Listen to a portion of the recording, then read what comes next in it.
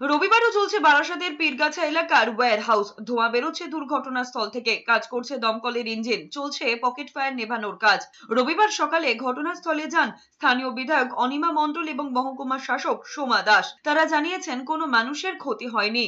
আগুন লাগার সঙ্গে সঙ্গে এলাকা ফাঁকা করা হয়েছে, ঘটনার তদন্ত করা হবে। শনিবার সন্ধে বারাসাতের পীরগাছা এলাকার ওয়্যার হাউসে বিধ্বংসী আগুন লাগে। সারা রাত সেই আগুন জ্বলে। সকালে এলাকায় আতঙ্কের পরিবেশ তৈরি হয়। ঘটনার জেরে আশেপাশের এলাকা থেকে 50 থেকে 60টি ইঞ্জিন নিয়ে আসা হয়েছিল। স্থানীয়দের অভিযোগ, এত বড় কারখানা, সেখানে অগ্নি নির্বাপক যন্ত্রের ঠিক ব্যবস্থা নেই। এলাকা ঘন বসতিপূর্ণ, আগুন ছড়িয়ে পড়লে বড়সড় বিপদ ঘটতে পারত।